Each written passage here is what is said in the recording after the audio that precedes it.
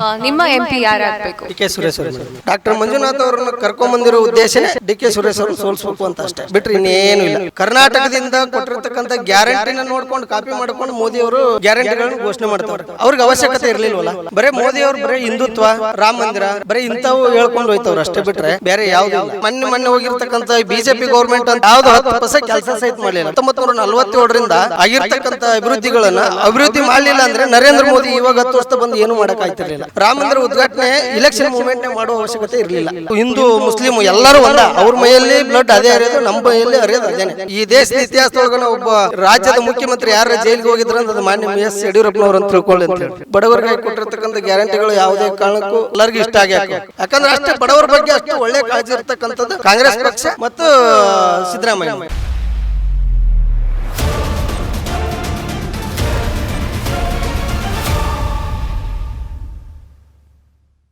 ನಮಸ್ತೆ ಸರ್. ನಮಸ್ತೆ ಮೇಡಮ್. ನಿಮ್ಮ ಎಂಪಿ ಯಾರಾಗಬೇಕು? ಡಿ ಕೆ ಸುರೇಶ್ ಅವರು ಮೇಡಮ್. ಡಾಕ್ಟ್ರಿಗೂ ಟಿಕೆಟ್ ಕೊಟ್ಟಿದ್ದಾರೆ. ಡಾಕ್ಟ್ರಿಗೆ ಕೊಟ್ಟಿದ್ದಾರೆ ಮೇಡಮ್. ಅವರು ಒಳ್ಳೆ ವ್ಯಕ್ತಿಗಳು, ಬಟ್ ಅವರು ನಾವು ಈ ಹೊಸ ಮುಖ. ನಮ್ಗೆ ಡಿ ಕೆ ಸುರೇಶ್ ಅವರು ಪ್ರತಿಯೊಂದು ಗ್ರಾಮದೊಳಗೂ ಪ್ರತಿಯೊಂದು ಮಕ್ಕಳಿಗೆ ಗೊತ್ತಿರುವಂಥ ವ್ಯಕ್ತಿ. ಹಾಗಾಗಿ ಅವರು ನಮ್ಗೆ ಈ ಗ್ರಾಮಾಂತರ ಲೋಕಸಭಾ ಕ್ಷೇತ್ರದೊಳಗೆ ಒಳ್ಳೆ ಕೆಲಸಗಳನ್ನ ಮಾಡಿದ್ದಾರೆ. ಬಸ್ ಸ್ಟ್ಯಾಂಡ್ ಕಟ್ಟಿದ್ದಾರೆ. ನೀವು ಪ್ರತಿಯೊಂದು ಒಬ್ಬರು ಯಾವುದೇ ಒಂದು ತೊಂದರೆ ಅಂತ ಹೋದ್ರೂ ಪ್ರತಿಯೊಬ್ಬರ ಹತ್ರನೂ ನಿಲ್ಲುವಂಥ ವ್ಯಕ್ತಿಗಳವರು. ಈಗ ಡಿ ಕೆ ಸುರೇಶ್ ಅವರು ಅವ್ರ ಎದುರುಗಡೆ ಡಾಕ್ಟರ್ ಮಂಜುನಾಥ್ ಅವರು ನಿಂತ್ಕೊಳ್ತಾ ಇದ್ದಾರೆ. ಡಾಕ್ಟರ್ ಮಂಜುನಾಥ್ ಅವರು ಕೂಡ ಹಲವಾರು ಸಮಾಜ ಸೇವೆಯನ್ನು ಮಾಡಿ ಬಂದವರು. ಸೊ ಈ ವಿಚಾರವಾಗಿ ಡಾಕ್ಟರ್ ಮಂಜುನಾಥ್ ಅವರು ಗೆಲ್ಲುವಂಥ ಸಾಧ್ಯತೆ ಇದೆ ಅಂತ ಅನಿಸ್ತಾ ಇದೆಯಾ ನಿಮಗೆ? ನಮಗೇನು ಹಂಗೆ ಅನಿಸ್ತಾ ಇಲ್ಲ ಮೇಡಮ್. ಯಾಕಂದರೆ ಅವರು ಹೊಸಬ್ರು, ಆಮೇಲೆ ಅವರು ಸಮಾಜ ಸೇವೆ ಮಾಡೋರೆ, ಇಲ್ಲ ಅಂತಲ್ಲ. ಬಟ್ ಇವರು BJP ಮತ್ತು JDS ಕೊಲೇಷನ್ ಮಾಡ್ಕೊಂಡಿದ್ದರಿಂದ ಇಲ್ಲಿ ಡಿ ಕೆ ಸುರೇಶ್ ಅವ್ರನ್ನ ಸೋಲಿಸ್ಬೇಕು ಅನ್ನೋ ಉದ್ದೇಶದಿಂದ ಮಾತ್ರ ಮಂಜುನಾಥ್ ಅವ್ರನ್ನ ಹೆಸರು ತೊಗೊಂಡವ್ರೆ ಹೊರತು ಇವ್ರು ಯಾರು ಅವ್ರನ್ನ ಡಿ ಕೆ ಸುರೇಶ್ ಅವ್ರನ್ನ ಸೋಲಿಸೋದು ಬಿಟ್ಟರೆ ಇವ್ರಿಗೆ ಏನು ಉದ್ದೇಶ ಇಲ್ಲ ಅಷ್ಟೇ. ಯಾಕಂದ್ರೆ ಅವ್ರಿಗಿರ್ತಕ್ಕಂಥ ಪಾಪ್ಯುಲಾರಿಟಿ ಅಷ್ಟಿದೆ ಡಿ ಕೆ ಸುರೇಶ್ ಅವ್ರಿಗೆ. ಇಲ್ಲಿ ಅಭಿವೃದ್ಧಿ ಕೆಲಸಗಳೆಲ್ಲ ಮಾಡಿದ್ದಾರೆ ಅವರು. ಮಾಡಿದ್ದಾರೆ ಮೇಡಮ್. ಪ್ರತಿಯೊಂದು ಊರಿಗೆ ಹೋಗಿ ನೋಡಿ, ನೀವೇ ನೋಡಿ, ಪ್ರತಿಯೊಂದು ಗ್ರಾಮದಲ್ಲಿ ನೋಡಿ, ಕುಡಿಯೋ ನೀರಿಗಿರ್ಬೋದು, ಪ್ರತಿಯೊಂದು ಕೆಲಸಗಳನ್ನು ಮಾಡಿದ್ದಾರೆ. ಈಗ ಡಿ ಕೆ ಸುರೇಶ್ ಅವರು ಈಗ ಎಟ್ ಪ್ರೆಸೆಂಟ್ MP ಆಗಿದ್ದಾರೆ.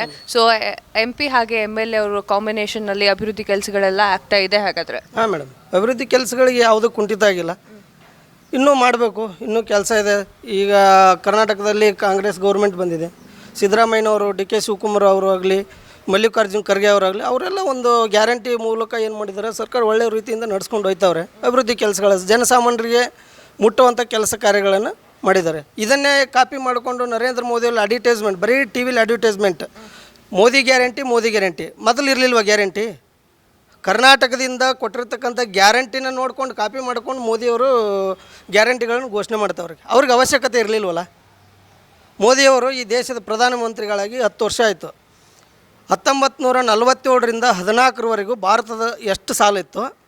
2014ರಿಂದ 2024ರೊಳಗೆ ಭಾರತದ ಸಾಲ ಎಷ್ಟಿದೆ ಅಂತೇಳಿ ನೀವು ಅರ್ಥ ಮಾಡಿಕೊಡ್ರಿ, ಜನಸಾಮಾನ್ಯರಿಗೆ ತೋರಿಸ್ರಿ. ಯಾಕಂದರೆ ಬರೀ ಮೋದಿಯವರು ಬರೀ ಹಿಂದುತ್ವ, ರಾಮ ಮಂದಿರ ಬರೀ ಇಂಥವು ಹೇಳ್ಕೊಂಡು ಹೋಯ್ತವ್ರು ಅಷ್ಟೇ, ಬಿಟ್ಟರೆ ಬೇರೆ ಯಾವುದೂ ಇಲ್ಲ.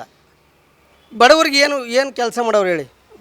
ಬರೀ ಶ್ರೀಮಂತರಿಗೆ, ಅನಿಲ್ ಅಂಬಾನಿ, ಅದಾನಿ ಅಂಥವ್ರಿಗೆಲ್ಲ ಒಳ್ಳೆಯದಾಗಿದೆ. ಬಿಟ್ಟರೆ ಇವಾಗ ನೋಡಿ, ಕಾಂಗ್ರೆಸ್ ಗೌರ್ಮೆಂಟ್ ಇದ್ದಾಗ ಸಿಲಿಂಡರ್ ರೇಟ್ ಎಷ್ಟಿತ್ತು, ಇವಾಗ ಎಷ್ಟಿದೆ? ಅವಾಗ ರೇಷನ್ ರೇಟ್ ಎಷ್ಟಿದ್ದು, ಈಗ ಎಷ್ಟಿದೆ? ಪ್ರತಿಯೊಂದು ಕ್ಯಾಲ್ಕುಲೇಷನ್ ಮಾಡ್ಕೊಂಡು ಹೋದಾಗೆಲ್ಲ ನಾವು ಸುಮ್ಮನೆ ತೋರಿಸ್ತಾರೆ, ಫೋಕಸ್ ಮಾಡ್ತಾರೆ ಅಷ್ಟೇ ನರೇಂದ್ರ ಮೋದಿ ಅವ್ರನ್ನ. ಅದನ್ನು ಬಿಟ್ಟರೆ ಯಾವುದೇ ಅಭಿವೃದ್ಧಿ ಕೆಲಸಗಳು ಆಗಿಲ್ಲ. ಅದು ಅಂತೂ ಕರ್ನಾಟಕದೊಳಗೆ ಮೊನ್ನೆ ಹೋಗಿರ್ತಕ್ಕಂಥ BJP ಗೌರ್ಮೆಂಟ್ ಅಂತೂ ಯಾವುದು 10% ಕೆಲಸ ಸಹಿತ ಮಾಡಲಿಲ್ಲ. ಬರೀ 40% ಹೊಡ್ಕೊಳೋದು, ದುಡ್ಡು ಹೊಡೆಯೋದು, ತೊಗೊಂಡೋಗೋದು, ಬರೀ ಯಾರ್ಯಾರಿಗೋ ಉದ್ಧಾರ ಮಾಡಿದ್ರೆ ಹೊರತು ಇಲೆಕ್ಷನ್ಗೆ ದುಡ್ಡು ಖರ್ಚು ಮಾಡ್ತಾರೆ, ಬಿಟ್ಟರೆ ಇನ್ನೇನು ಮಾಡಿಲ್ಲ ಅವರು.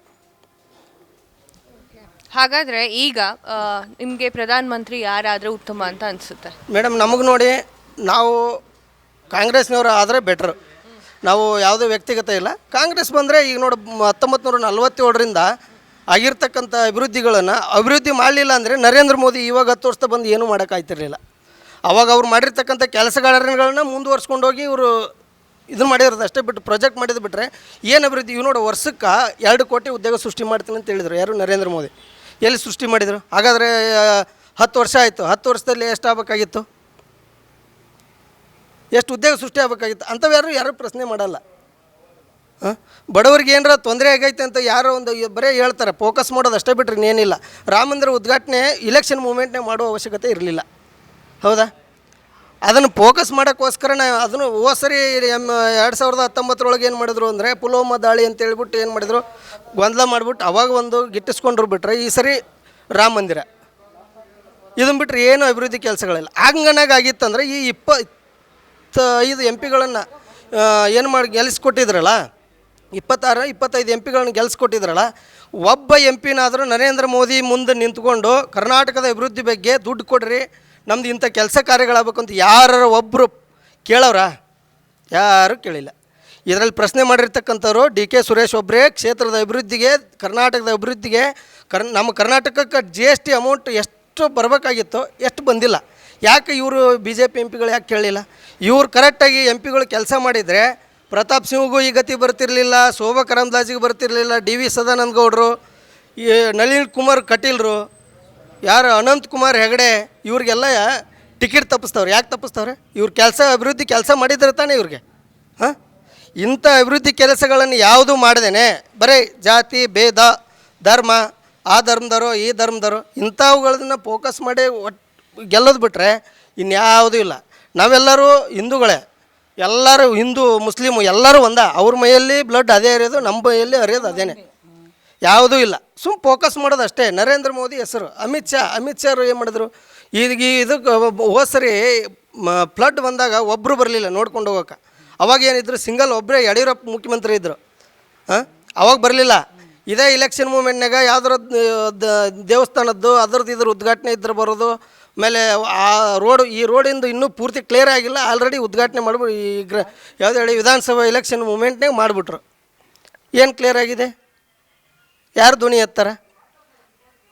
ಓಕೆ, ಸರಿ. ಹಾಗಾದ್ರೆ ಈ ಕಾಂಗ್ರೆಸ್ಸಲ್ಲಿ ಪ್ರಧಾನಮಂತ್ರಿ ಅಂತ ನೋಡೋದಾದ್ರೆ ರಾಹುಲ್ ಗಾಂಧಿ ಅವ್ರ ಹೆಸರು ಕೇಳಿ ಬರ್ತಾ ಇದೆ, ಹಾಗೆ ಮಲ್ಲಿಕಾರ್ಜುನ್ ಖರ್ಗೆ ಅವರು ಹೇಳ್ತಾ ಇದ್ದಾರೆ. ನಿಮ್ಗೆ ಯಾರಾದರೂ ಉತ್ತಮ ಅದು ಕಾಂಗ್ರೆಸ್ಸಲ್ಲಿ? ಮೇಡಮ್ ನೋಡಿ, ನಮ್ಮ ಕಾಂಗ್ರೆಸ್ ಪಕ್ಷದಿಂದ ಯಾರಾದರೂ ನಮ್ಗೆ ಒಳ್ಳೆಯದೇ.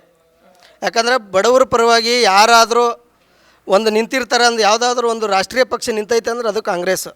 ಇವನ್ 47 ಹಿಡ್ಕೊಂಡು 24ವರೆಗೂ ಅದು ಸಂವಿಧಾನದ ಮೂಲಕನೇ ಎಲ್ಲರೂ ಬದುಕ್ತಾ ಇರೋದು. ಇವಾಗ ಇವರು ಸಂವಿಧಾನವು ಬದಲಾವಣೆ ಮಾಡ್ತೀವಿ ಅಂತಾರೆ. ಏನು ಬದಲಾವಣೆ ಮಾಡ್ತಾರೆ?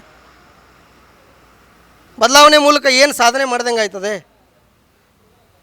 ಇನ್ನಷ್ಟು ಬಡವರ ಬದುಕು ದೂಸ್ತರವಾಗುತ್ತೆ ಹೊರತು ಯಾವುದು ಉದ್ಧಾರ ಆಗಲ್ಲ. ಬರೀ ಈ ಇಲೆಕ್ಷನು ಅಂದರೆ ಧರ್ಮ, ಜಾತಿ, ಆ ಉದ್ಘಾಟನೆ, ಈ ಉದ್ಘಾಟನೆ, ಆ ಮಂದಿರ, ಈ ಮಂದಿರ, ಅಲ್ಲಿ ದಾಳಿ, ಇಲ್ಲಿ ದಾಳಿ, ಇವು ನಡೀತವೆ ಬಿಟ್ಟರೆ ಜನರಿಗೆ ಆಗುವಂಥ ಒಳ್ಳೆಯ ಕೆಲಸಗಳನ್ನು ಮಾಡಲೇ ಇಲ್ಲ. ಈಗ ಹಾಗಾದರೆ 2023 ವಿಧಾನಸಭಾ ಚುನಾವಣೆಯಲ್ಲಿ BJP ಗೌರ್ಮೆಂಟ್ ಇತ್ತು. ಹಾಗಾದರೆ ನರೇಂದ್ರ ಮೋದಿ ಹೆಸರು ಇಟ್ಕೊಂಡು ಕೆಲಸ ಮಾಡಿದರೆ ಇವ್ರು ಯಾಕೆ ಬರಲಿಲ್ಲ ವಾಪಸ್ಸು? ಯಾವ ಸ್ಥಿತಿಗೆ ಹೋದರು? 28 ಕ್ಷೇತ್ರಗಳಲ್ಲಿ ನರೇಂದ್ರ ಮೋದಿ ಬಂದು ಪ್ರಚಾರ ಮಾಡಿದ್ರು. 28 ಕ್ಷೇತ್ರಗಳನ್ನು ಏನು ಮಾಡಿದ್ರು ಅಂದರೆ ಕಳ್ಕೊಂಡ್ರು, ಹೌದಾ? ಇಂಥ ಸ್ಥಿತಿ ಇರುವಾಗ ನರೇಂದ್ರ ಮೋದಿ ಅವ್ರ ಹೆಸರನ್ನು ಫೋಕಸ್ ಮಾಡ್ತಾರೆ ಅಷ್ಟೇ. ಅವರು ಕೆಲಸ ಮಾಡವ್ರೆ, ಮಾಡಿಲ್ಲ ಅಂತ ಹೇಳಿಲ್ಲ. ನಾವು ಏನಪ್ಪ ಅಂದರೆ ನಮ್ಮ ಉದ್ದೇಶ ಕಾಂಗ್ರೆಸ್ ಬರಬೇಕು, ಇಡೀ ದೇಶಾದ್ಯಂತ ಕಾಂಗ್ರೆಸ್ ಬರಬೇಕು. ಬಡವರು, ದೀನದಲಿತರು, ಅಲ್ಪಸಂಖ್ಯಾತರು, ಹಿಂದುಳಿದವ್ರಿಗೆ ಎಲ್ಲರಿಗೂ ಒಂದು ಭದ್ರತೆಯನ್ನು ಸಿಗ್ತಕ್ಕಂಥದ್ದು ಯಾವುದಾದ್ರೂ ಇತ್ತಂದರೆ ಕಾಂಗ್ರೆಸ್ ಪಕ್ಷ ಬರಬೇಕು. ಇಲ್ಲ ಅಂದರೆ ನೆಕ್ಸ್ಟ್ ಯಾವುದೇ ಕಾರಣಕ್ಕೂ ಈ BJP ಅವರಂತೂ ಬರೀ ಇದೇ ಗಲಾಟೆಯನ್ನು ಎಬ್ಬಿಸ್ಕೊಂಡು ಹೋಗ್ತಾರೆ, ಉಳಿದು ಯಾವುದೇ ಅಭಿವೃದ್ಧಿನೂ ಇಲ್ಲ.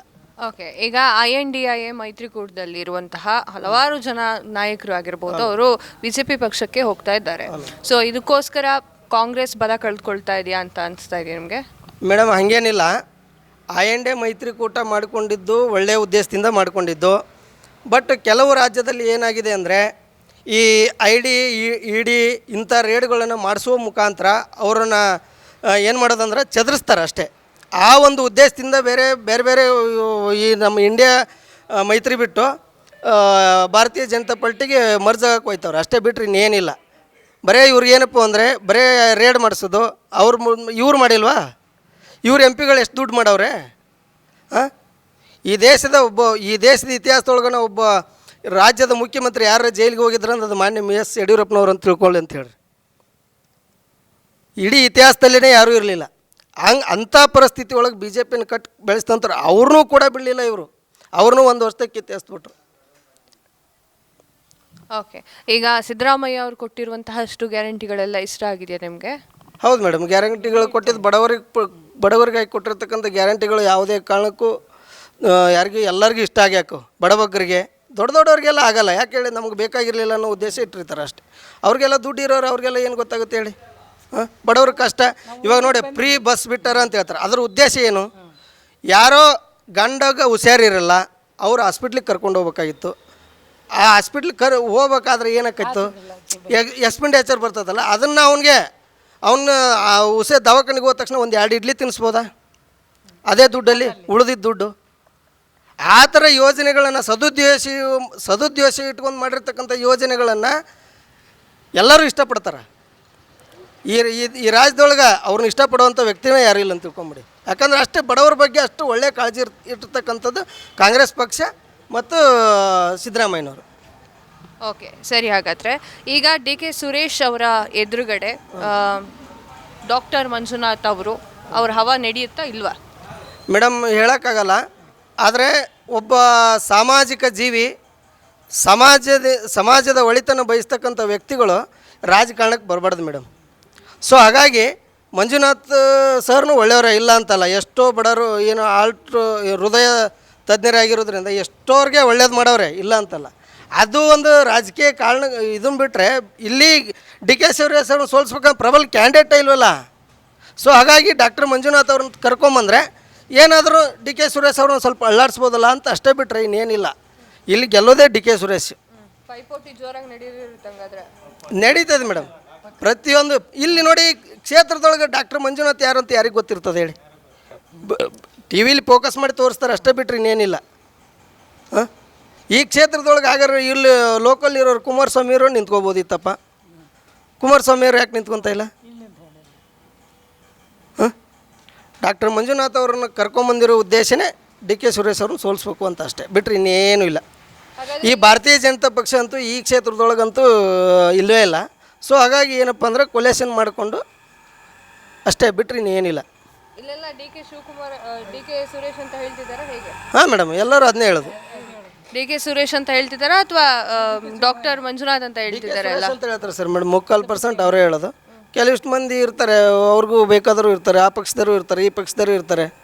ಮಂಜುನಾಥ್ ಗೆದ್ದರು ಅಷ್ಟೇ, ಸುರೇಶ್ ಗೆದ್ದರು ಅಷ್ಟೇ. ನಮಗೇನು ಕ್ಷೇತ್ರದೊಳಗೆ ಒಳ್ಳೆಯ ಅಭಿವೃದ್ಧಿ ಕೆಲಸ ಆಗಬೇಕು. ಈಗ ಇನ್ನೊಂದು ವಿಚಾರ ಅಂತಂದರೆ JDS ಹಾಗೆ BJP ಮೈತ್ರಿ ಬಗ್ಗೆ ಏನು ಹೇಳ್ತೀರಿ? ಮೇಡಮ್ ನೋಡಿ, JDSನವ್ರಿಗೆ ಹೋದ ಸರಿ ಅಸ್ತಿತ್ವ ಕಳ್ಕೊಂಡಿದ್ರು. ಕೇವಲ ಒಂದು ಮಾತ್ರ ಗೆದ್ದಿದ್ರು ಹಾಸನದಲ್ಲಿ. ಈ ಸರಿ ಏನಪ್ಪ ಅಂದರೆ ಈ BJP ಜೊತೆ ಹೊಂದಾಣಿಕೆ ಆದರೆ ಮುಂದೆ ಇವ್ರಿಗೇನೋ ಒಂದು ಉದ್ದೇಶ. ನರೇಂದ್ರ ಮೋದಿ ಪ್ರೈಮ್ ಮಿನಿಸ್ಟರ್ ಆತಂದ್ರೆ ನಾವು ಈಗ ಒಂದು ಸೀಟ್ ಕಂಚಿ ಒಳಗೆ ನಾವೊಂದು 4-5 ಗೆದ್ದರೆ ನಮಗೂ ಏನು ಹೇಳಿ, ಲೋಕಸಭೆ ಒಳಗೆ ನಮಗೂ ಒಳ್ಳೆಯ ಉದ್ದೇಶ ಸಿಗ್ಬೋದು, ಮಂತ್ರಿ ಆಗ್ಬೋದು ಅನ್ನೋದು ಉದ್ದೇಶ ಇರ್ಬೋದು ಅಷ್ಟೇ, ಬಿಟ್ಟರೆ ಇನ್ನೇನಿಲ್ಲ. 28 ಕ್ಷೇತ್ರಗಳಿದೆ ಕರ್ನಾಟಕದಲ್ಲಿ. ಸೊ 28 ಕ್ಷೇತ್ರಗಳಲ್ಲಿ ಎಷ್ಟು ಕ್ಷೇತ್ರವನ್ನು BJP, ಎಷ್ಟು ಕ್ಷೇತ್ರವನ್ನು ಕಾಂಗ್ರೆಸ್ ಗೆಲ್ಲಬಹುದು? ಮೇಡಮ್ ನೋಡಿ, ನಮ್ಮ ಆಸೆ ಇರೋದು, ಜನರ ಅಪೇಕ್ಷೆ ಇರೋದು, ಸಿದ್ದರಾಮಯ್ಯನವರಾಗಿರಲಿ, ಡಿ ಕೆ ಶಿವಕುಮಾರ್ ಅವರಾಗಿರಲಿ ಕೊಟ್ಟಿರ್ತಕ್ಕಂಥ ಗ್ಯಾರಂಟಿಗಳನ್ನ ನೋಡಿದ್ರೆ 28 ಕ್ಷೇತ್ರಗಳಲ್ಲಿ ಕಾಂಗ್ರೆಸ್ ಗೆಲ್ಲುತ್ತೆ ಅಂತ ಹೇಳ್ತೀವಿ.